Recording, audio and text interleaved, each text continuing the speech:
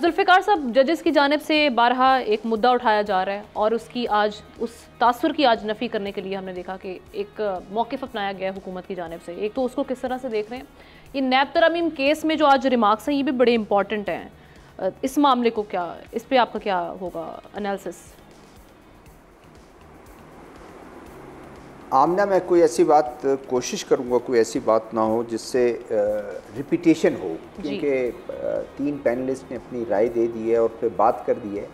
देखें, इसमें लोगों के दरमियान बहुत एक बदइत्तेमादी है, इसलिए सबको पता है कि हाई कोर्ट्स, सुप्रीम कोर्ट में जजेस को किस तरह मैनेज कर लिया जाता था, सारा कुछ है। लोगों में एक होप ज़रूर जागा है, एक होप बेदार हुआ है, एक होप उनके जहनों में आ गया है कि अब शायद जजेस जो हैं, ये कह रहे हैं वो अब इसको अदलिया खड़ी हो जाएगी और अदलिया जो है इन चीज़ों को नहीं करेगी। सही। अल्लाह करे कि ये अदलिया ये ना हो कि मौजूदा अदलिया और मौजूदा इस्टेब्लिशमेंट इसके बाद दोनों एक दूसरे के सामने खड़े हैं, इसके बाद फिर हाथ मिला के मुकमुका हो जाए। अल्लाह ना करे। अदलिया अपना काम करती रहे, लोगों को जो है लोगों के इत्तेमाद अदलिया पर रहे और वो बहाल हो, ये मैं समझता हूँ।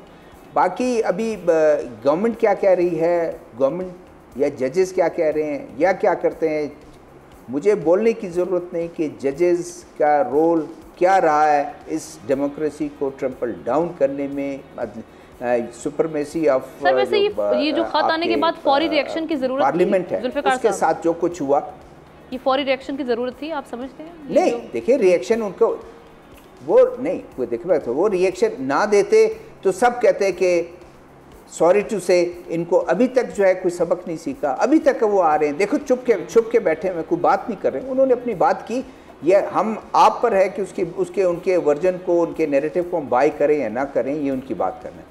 बाकी आते हैं अब इस तरफ नैब के। देखिए, नैब में जब केसेस बनते हैं सियासी बुनियाद पे, तो फिर ख़त्म भी सियासी बुनियाद के हो जाते हैं। हमारे मुल्क में एंटी करप्शन भी है, दूसरे सूबों में वो चीज़ें भी हैं, नैब भी है। नैब ने क्या किया, इसमें कोई दूसरी राय नहीं है, सिर्फ क्या पॉलिटिशियन जो है वो करप्ट हैं। मेरे ख्याल में सबका एहतसाब होना चाहिए। अब ये बिल्कुल नहीं है कि जी वो दूसरे तमाम ब्यूरोक्रेसी और उनको और पॉलिटिशियंस को आप जो है वो ले हाथ पाँव बांध कर उनको फेंकते रहे। जब मैं ब्यूरो चीफ था समा टीवी का 2008 में, नवाब जुल्फ़िकार मक्सी उस वक्त गवर्नर थे, उन्होंने मुझे भी कहा और उसके बाद मेहर बुखारी से इंटरव्यू करते हुए मैं मौजूद था, जो वायरल हुआ बाद में। उन्होंने कहा कि नैब में जब तक मैं नहीं था, मैं जेल में था, जेल से निकलने के बाद मैं उनके साथ हूँ, अब मैं गवर्नर हूँ, आज देख लो। तो वो भी एक उनका ये कहना था कि इत्तेसाब और सारा होता है छोटे आदमी का। इस मुल्क में बड़े आदमी जो है ना वो निकल जाते हैं बड़े आदमियों का, और बड़े आदमी इसी में चक्कर में लगे होते हैं। मेरी बारी आई, मैंने आपको तमाम केसेस में फंसा दिया। राना सनाउल्लाह का केस सबके सामने कर देते उसको लंबा होकर, लेकिन देखें फारिग।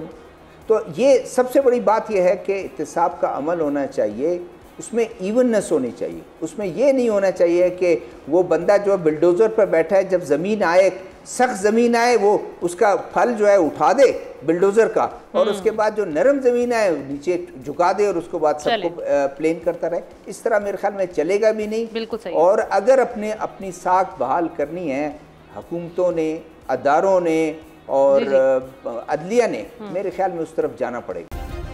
सब्सक्राइब करें और बेल दबाएं ताकि कोई खबर रह न जाए।